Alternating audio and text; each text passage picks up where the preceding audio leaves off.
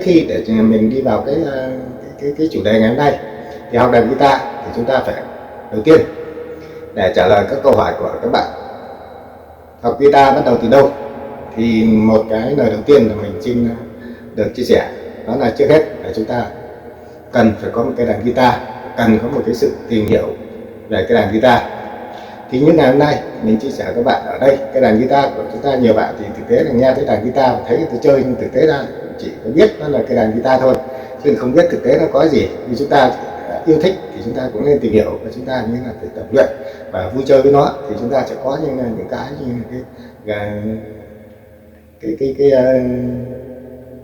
cái tình cảm của chúng ta có thể chia sẻ ngay trên cái cây đàn guitar. Cái sở thích của chúng ta có thể hát, hoặc là chúng ta có thể chơi những cái bản nhạc chúng ta yêu thích, và tùy theo cái mức độ tình cảm những cái đàn guitar nó tạo ra, nó là người bạn của chúng ta. Thì ở đây cái đàn guitar thì mình giới thiệu sơ qua một chút về cái đàn. Thì đầu tiên thì chúng ta, khi cái đàn guitar chúng ta đã sở hữu cái đàn guitar như thế này, thì chúng ta phải hiểu ở cái khúc trên này đó là cái cần đàn, là cái đầu đàn. Đầu đàn này thì trên này nó có những cái khóa này để chúng ta, như là khóa để chúng ta lên dây và hạ dây, cái khóa như thế này. Đây là những cái khóa đàn. Thì ở đây là cái cấu tạo của đàn guitar. Thì đây là người ta gọi là cái đầu đàn, và cái trắng này tôi gọi là cái lược đàn. Cái lược này là có cái trách nhiệm để nó chia các cái dây 6 dây. Ở guitar của chúng ta nó có 6 dây, thì nó sẽ chia đều 6 dây này ra trên cái cần đàn guitar. Ở trên đây cái khúc này người ta gọi là cần đàn guitar, và các cái phím đồng đây nó ngăn ra từng ô như thế này, người ta gọi là phím đàn. Đây là những phím đàn, và giữa đây là những cái khoảng cách giữa các phím đàn này với nhau. Đây là cái khoảng của người ta gọi là các khoảng này, khoảng giữa các phím này người ta gọi là khoảng. Thế còn như là về phía dưới này chúng ta có một cái vòng tròn như thế này, đây người ta gọi là cái thùng đàn. Ở giữa thùng đàn này nó có một cái lỗ thoát âm. Đây là mình nói về cái guitar này là guitar cổ điển nhé, thì nó có lỗ thoát âm ở đây. Khi chúng ta đánh vào thì cái âm nó sẽ vọng, nó vọng vào đây và nó thoát cái âm ra cái lỗ như thế này. Đó, và cái phần này người ta gọi là cái ngựa đàn. Cái ngựa đàn có trách nhiệm để líu giữ và như này điều chỉnh cái độ cao thấp của cái dây so với cái khoảng cách của cái mặt đàn, cái dây đàn cao thấp ở cái con ngựa này. Thì chúng ta như là cái ngựa đàn này để chúng ta thấy rất rõ. Đây là mình nói sơ qua để hiểu về cái như là cái đàn. Tại vì khi như là muốn đi lấy vợ hay là lấy chồng thì chúng ta cũng phải tìm hiểu về như là cái đối tượng của mình một chút. Thì tới đây rồi thì chúng ta bắt đầu một cái đầu tiên để như là dành cho người mới tập đàn. Thì trước hết là chúng ta lên có một cây đàn. Đàn bây giờ thì nó cũng rẻ thôi, nó cũng không phải như là nó đắt gì cho lắm. Nếu mà những cây đàn đắt thì nó khoảng hơn 100 triệu. Thế là những cái đàn rẻ thì nó chỉ có vài trăm ngàn một cây thôi.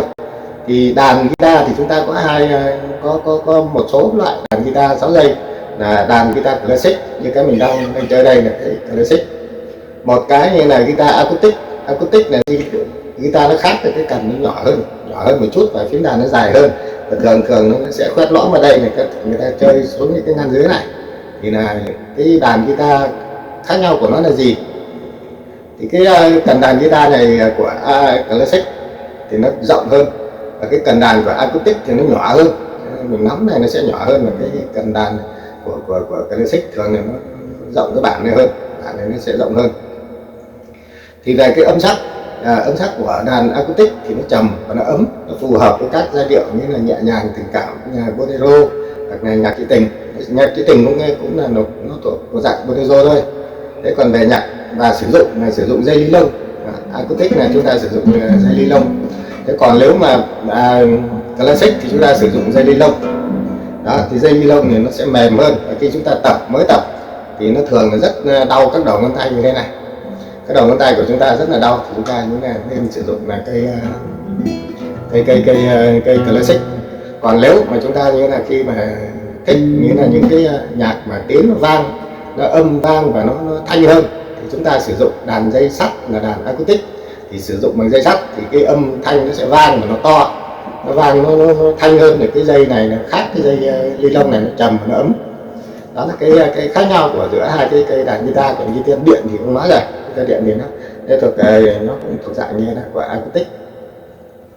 Thế còn về những là cái dây đàn, cây đàn này thì chúng ta quan trọng nhất là nó có 6 cái dây. Và trước khi như là chúng ta vào học đàn guitar thì chúng ta phải nắm được một cái điều cơ bản là những cái nốt cơ bản ở trên như là 3 ngăn. Đó, nên là 3 ngăn đầu tiên là của cẩn đàn, và chúng ta có 6 cái dây. 6 dây thì dây to nhất là dây trên cùng. Đó, thì người ta gọi là dây 6. Dây 6, dây 5, dây 4, dây 3, dây 2, dây 1. Thì dây 1 này thì nó là dây mí. Dây 6 trên này thì nó cũng là dây mí. Thì trên này chúng ta như là chỉ có như là 6 dây thì nó có mang tên là dây này, chúng ta buông như thế này nhé, chúng ta đánh thả lỏng này thì nó sẽ là mì này, là này, dê này, son này, si này, mí. Thì khi ở đây chúng ta 6 cái dây này thì nó sẽ dễ nhớ rồi. Thế nhưng còn 3 cái ngăn đầu tiên thì chúng ta như là sẽ có những cái nốt nhạc mỗi trên một cái phím bấm như thế này. Khi chúng ta bấm vào giữa cái khuôn của bàn phím như thế này, đấy, giữa khoảng cách của giữa hai cái này thì nó sẽ ra một nốt nhạc. Thì mỗi một nốt nhạc này nó có cái âm sắc khác nhau, thì những cái âm sắc này nó tương đương với 7 nốt nhạc của mình là đồ, re, mi, fa, sol, la, si. Thì trong 7 nốt nhạc đó, và cái trên cái dây này nó cũng đương nhiên nó cũng như là có như là 5 nốt nhạc, 6 nốt nhạc ở đây. 6 nốt nhạc này nó tương đương với 6 nốt nhạc này, 6 dây buông. Ví dụ như ở chúng ta ở đây có dây 6 là dây lớn nhất, dây trên cùng. Dây trên cùng ở đây chúng ta sẽ có là nốt dây mì, và nó cũng là một nốt mì. Sau dây thứ 5 là dây đà, và nó cũng là một nốt là. Đó, dây thứ 3, dây thứ 4 là dây dê. Dây dê là dây nằm giữa này, là nó như là cũng là một cái dây buông, và chúng ta gọi dây dê và nó cũng là một nốt dê luôn. Thì ở đây mỗi một cái dây, dây thứ 3 là dây son, dây thứ 2 là dây si, và dây 1 là dây mí. Đó, có nghĩa là mi ở trên và mí ở dưới. Thì nó nó trầm này thì ta gọi là mì, gọi là mí. Thì ở đây trong khi chúng ta như là tìm hiểu về cái đàn guitar này thì chúng ta như là phải quy định là chúng ta cũng phải lên nắm được cái cách để chúng ta như là bấm phím như thế nào và cách gảy cái đàn như làm sao, và chúng ta đánh như thế nào. Thì đầu tiên thì trong cái dây đàn guitar này người ta quy định dây số 1 là cái dây thấp ở bên dưới, như chúng ta thấy bên dưới này, đây là dây số 1 thì nó là dây mí. Thì ở cái dây mí này và lên dây số 2, số 3, số 4, số 5, số 6. Đó, thì cái dây số 6 sẽ là dây to nhất ở trên cùng, và dây số 1 là dây nhỏ nhất ở bên dưới. Thì khi mà chúng ta đánh thì trong cái quy ước của như là cái chơi đàn guitar, thì cái đàn guitar của chúng ta thường là chúng ta bấm bằng 4 ngón. Thì ở đây ngón chúng ta như là bàn tay trái thì chúng ta có ngón số 1 là ngón trỏ, ngón số 2 là ngón giữa, ngón thứ 3 là ngón đeo nhẫn, ngón số 4 là ngón út. Thì đây chúng ta khi chúng ta chơi đàn này chúng ta phải như là tập bấm được hết bấm 4 cái ngón như thế này, và khi bấm thì cố gắng bấm cho nó cong đầu ngón tay. Cong đầu ngón tay như thế này để như là nó không bị dây nọ chặn đạp lên dây kia. Khi mà ngón tay ta bấm mà nếu nó bị lầm chẹo xuống như này thì nó sẽ bị đụng vào cái dây khác, nó đạp lên cái dây này thì nó không phát được ra âm. Chúng ta bấm thì tập luyện làm sao là bấm được cho nó cong ngón tay nó đều lên như thế này. Và khi chúng ta như là bấm đi đồ mì là dê, son, si, mí là không có dây nào đụng dây nào thì lúc đó là cái ngón tay của ta bấm là đã đạt yêu cầu. Thực tế ra bấm để luyện như thế này là cũng trải qua thời gian cũng khá là vất vả thì chúng ta mới bấm được nó cong đều ngón tay. Mình nhiều khi bấm như là nó không tới, bấm nhiều khi phím xa nó vẫn cứ bẹt bẹt cái bàn tay này, nên là chúng ta phải tập luyện nó thường xuyên, chúng ta phải chơi đùa với nó, chúng ta như là sẽ có được những cái bấm ngón bấm cho nó đẹp, nó hay. Đấy là cái quy định về cái bàn tay và cách bấm lốt ở trên như là cái ngón trên ngón tay trái. Thì thường về cái quy định để chúng ta bấm thì như là khi chúng ta bấm phím đầu tiên thì chúng ta thường chúng ta sẽ bấm ngón 1, phím thứ 2 bấm ngón 2, phím thứ 3 bấm ngón 3 và phím thứ 4 bấm ngón 4. Thì chúng ta như là cứ tập bấm như thế này.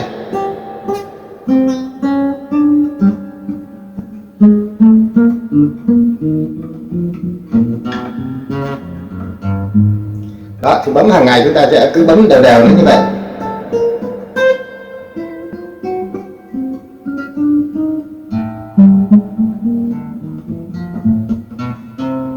Đó, thì để cho nó khi bấm này chúng ta cố gắng khóa cái cổ tay lại để ngón tay cái của chúng ta nó trùng với ngón giữa này. Khi nên chúng ta di chuyển lên thì cái lực của bàn tay nó sẽ đều, nó sẽ cân hơn để cái ngón bàn tay cái.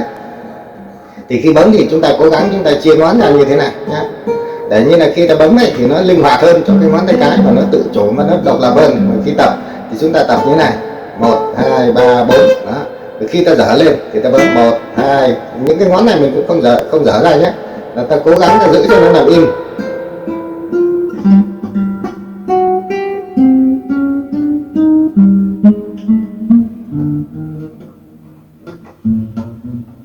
Thì khi mà chúng ta bấm như này ấy, thì những cái ngón này của chúng ta như nó không bị nhảy lung tung. Nhưng mà thực tế ra là cái này là phải tập rất nhiều thì chúng ta như là mới bấm được cho nó cái ngón tay mà nó cố định mà nó chủ động, nó tách ra cái từng ngón. Đấy là về cái quy định về cái ngón trên bàn tay trái. Còn về bàn tay phải, quy định của bàn tay phải thì chúng ta chơi nó sẽ như thế này. Ở chơi này chúng ta có 6 giây và cái vị trí chúng ta chơi thường là ngay bên dưới ở cái lỗ ngăn đàn này. Thì cái âm thanh ở đây sẽ là mềm mại và là hay nhất. Đấy, còn dưới này thì âm thanh nó sẽ như là cao hơn, nó chát chúa hơn một chút. Trên này thì dây nó sẽ trầm hơn một tí. Thì khi mà chúng ta chơi ở đây ấy, là cái dây âm thanh ở đây nó sẽ là đạt cái chuẩn âm của cái đàn guitar. Và cái cách để chúng ta đánh trên dây thì quy định trên dây trên bàn tay phải của chúng ta thì như Việt Nam chúng ta gọi là ngón cái, ngón trỏ, ngón giữa và ngón đeo nhẫn. Thì ở đây chúng ta như là sử dụng như là 4 ngón. Cái ngón út này thì chúng ta ít xài tới. Thì ngón cái này là P này, I này, M này, A này. Thì khi mà chúng ta như là sử dụng 3 ngón này thì 3 ngón bên dưới nó phụ trách 3 giây 1, giây 2 và giây 3. Thì khi đánh thì chúng ta sẽ để như là 3 ngón tay vào 3 giây dưới. Và như là cái dây ngón cái phụ trách là 3 cái dây trên. Đó. Thì phụ trách 3 dây trên này thì chúng ta sẽ như là có một cái 3 cái ngón dưới chủ động, và cái ngón trên này chúng ta như sẽ dựa vào cái có thể là dây thứ 4, dây thứ 5 và dây thứ 6 tùy theo mức độ mình đánh. Thì mình dựa vào đây chúng ta đánh như thế này. Và trên này thì chúng ta nó phụ vào 3 cái dây bass này là cái ngón cái nó phụ trách.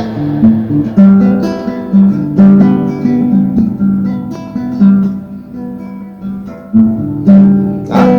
Thì khi mà đánh chúng ta cố gắng đánh đúng dây, đúng nốt.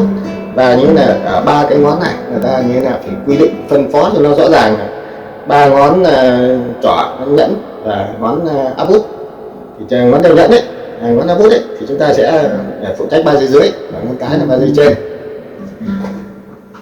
Đấy là cái quy định về 2 cái bàn tay là mình cũng đã nói xong về 2 cái bàn tay. Và bây giờ chúng ta đi sâu vào đó, cái bài tập đầu tiên mà chúng ta cần phải tập đó là chúng ta phải thuộc được 3 cái cái nốt nhạc trên ba cái ngăn đầu tiên này. Thì trên này đấy thì chúng ta như là sẽ có những cái nốt nhạc cơ bản, mình sẽ gắn cái hình dạng cái tab cái vị trí nốt nhạc lên và chúng ta cứ tập, chúng ta bấm như thế. Thì đầu tiên thì chúng ta tập mấy lại cái dây buông. Thì nốt đầu tiên của chúng ta là mì. Đó, ở ngăn thứ nhất trên dây đàn số 6 thì chúng ta như là có nốt pha, và ở ngăn số 3 thì chúng ta có nốt son. Đấy là của dây thứ nhất. Dây thứ hai là chúng ta có dây buông là dây là. Đó, ở ngăn thứ hai là chúng ta sẽ bấm ngón số 2 là nốt xì, và ở ngăn số 3 chúng ta bấm ngón số 3 là nốt đô. Và xuống dây thứ 3 dây số 4 này, 5 này, 6 này, rồi tới dây số 4 này. Dây số 4 này thì chúng ta sẽ có dây buông là dây dê. Ở ngăn số 2 chúng ta bấm ngón số 2 là nốt mi. Ở ngăn số 3 bấm ngón số 3 là nốt fa. Và xuống dây thứ 3 là dây son thì chúng ta có dây buông, cái tên nốt là son. Thì khi nào chúng ta đánh nốt son thì cái đánh dây buông này nó ra nốt son rồi. Và sau đó là ở ngăn thứ hai của dây số 3 là chúng ta có dây nốt la. Đó, đây nốt la này. Còn về dây 2 thì nó là dây si. Dây si là dây số 2 tính từ dưới lên này, cứ 1 2 3 4 5 6. Dây số 2 thì là nốt si này. Dây buông này đã là nốt si rồi. Và như là nốt ở như là ngăn số 1. Ngăn số 1 là cái ngăn đầu tiên đấy, từ trên cái lược đàn xuống là tính là ngăn đầu tiên. Như là đây là ngăn số 1. Có nốt đô. Và xuống một nốt nữa dê. Đây là chúng ta chỉ tính trên 3 cái ngăn này thôi nhá. Và dê là ngăn số 3 và chúng ta bấm ngón số 3. Ngón số 3 luôn này, 3. Và tới dây cuối cùng là dây 1 là dây mi. Dây mi này thì ngăn số 1 thì chúng ta có nốt pha, và ngăn số 3 chúng ta cũng có nốt son. Thì điều đặc biệt ở đây trên một cái dây mi lớn và một cái dây mi thanh như thế này là dây lớn và dây nhỏ, dây 1 dây 6 thì các lốt là đi đều giống nhau. Thì pha ở đây là ta có 2 lốt pha, một lốt pha và một lốt phá. Thì xuống ngăn thứ 3 chúng ta có một lốt son và lốt xón, thì hai lốt này là giống nhau. Thì chúng ta lưu ý cái này, trên tại vì 2 dây giống nhau nên là tất cả các lốt trên cung này thì nó đều giống nhau. Đây là phà này, đấy, mi này, pha này, son này, si này, đô, son la si này, đô này, rê mi. Thì trên này cũng thế, phà, son, la, pha, mi, pha, mi pha, son, la, si, đô, rê, mi. Đây là tới ngăn số 12 thì chúng ta có những cái nốt nhạc như thế. Thì giữa nó chỉ khác cái chỗ là từ nốt xì này tới nốt đố, thì xì tới đố là nốt nửa cung, còn tất cả các nốt này là cách nhau là 2 ngón như thế này. Đấy, còn như là một cái này là chúng ta sẽ có một cái nửa cung như thế này. Đấy, thì cái này khi những cái bài sau thì mình sẽ chia sẻ về cái cách mình sẽ đọc nốt nhạc. Và cái này chúng ta có thể tự tìm hiểu trên internet, thì chúng ta cũng có thể tự tìm hiểu thêm rất là nhiều. Và cái bài tập đầu tiên thì chúng ta lên tập là đánh dây buông và các nốt. Dây buông là các nốt có sẵn ở trên 3 ngăn đầu tiên, thì chúng ta có thể đánh như thế này. Chúng ta vừa đánh chúng ta vừa đọc luôn: mi pha son la si đô rê mi, pha son la si đô rê mi, pha son. Thì chúng ta cứ đánh cho nó thuộc cái này đi, và bắt đầu như là đánh cho nó nhanh tốc độ lên. Mi pha son la si đô rê mi, pha son la đô rê fa mi pha son. Đó, chúng ta đánh xuôi xong lại đánh ngược lên.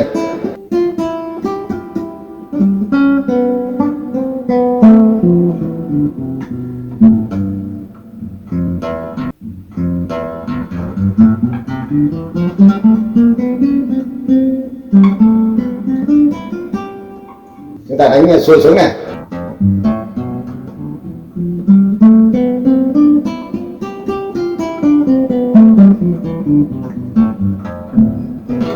Sao chúng ta đánh thật miễn, thật nhanh đi.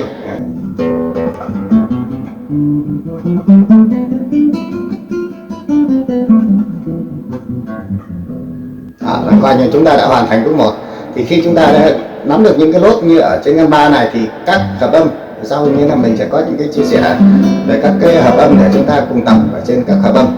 Thì như ở đây tập nốt thì chúng ta có những cái bài tập như thế này.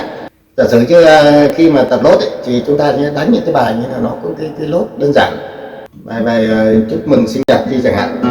Đó, chúc mừng sinh nhật thì ta có như là những cái bài ngắn mà nó đủ hết các nốt nhạc như thế này, thì ta đánh giả sử như là happy birthday chẳng hạn. Này, son la son do si, son la son rê đô, son mi đô si la, fa mi đô rê đô. Hoặc là đánh thấp trên này thì ta có nốt son đấy. Đó, son la son đô si, son la son rê này đây bà rê đô, son mi đô si la, fa mi đô rê đô.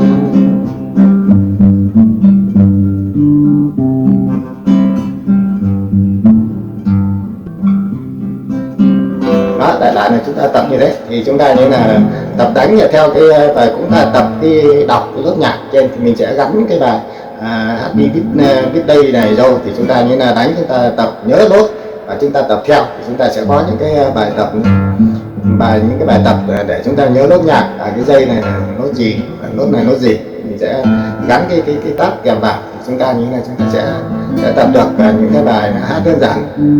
Đó, còn đánh bên dưới này là chúng ta cũng đánh vậy thôi.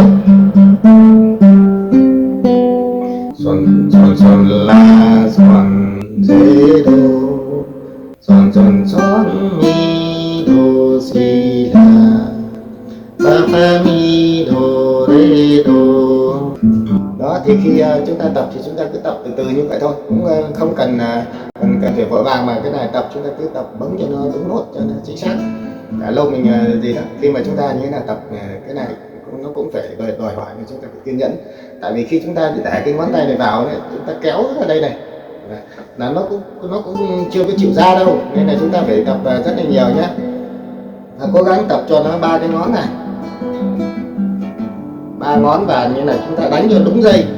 Khi mà dây trên này chúng ta đánh nó phối hợp với cái dây bên dưới này cho nó đúng. Đấy, chúng ta như là sẽ thì lúc đó là coi là các bạn có thể như là đã thành công, một cái thành công là bước đầu được khá là quan trọng rồi.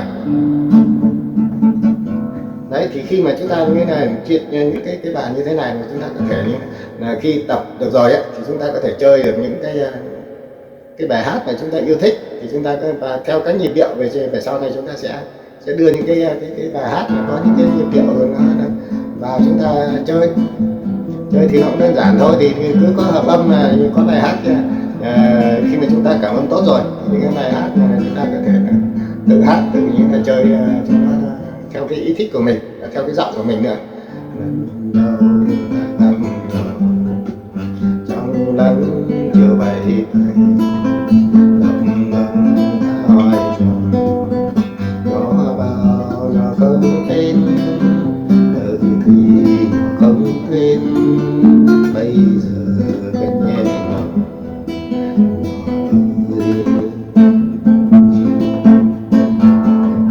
thì ở đây là ý là như là của mình, như là chia sẻ với anh chị em mình. Nhưng mà chúng ta như là có cái yêu thích cái bộ môn guitar, yêu thích cái đàn guitar, thì chúng ta hãy chọn lấy một em mà chúng ta yêu thích và cái dòng nhạc chúng ta yêu thích, thì chúng ta như là về để chúng ta bắt đầu để học guitar cùng chính.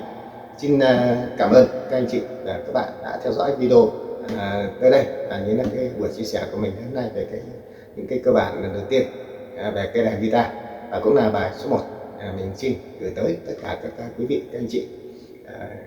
Vì tại sao ngày xưa mà thích học đàn guitar mà mãi chưa học được, và khi mua được cây đàn guitar không biết học từ đâu, thì đó chính là cái ngày hôm nay mình muốn chia sẻ trong cái video này. Xin cảm ơn và chúc tất cả các anh chị em và các bạn luôn luôn vui vẻ, sức khỏe, hạnh phúc và thành công trong mọi lĩnh vực, và luôn luôn yêu đời trong cuộc sống. Và hãy có một người bạn guitar cùng đồng hành để chúng ta như là vui vẻ trong cái cuộc sống đầy dẫy những cái áp lực mà chúng ta luôn như là phải đối mặt. Xin cảm ơn và xin chào, và hẹn gặp lại tất cả các anh chị trong video lần sau. Xin cảm ơn.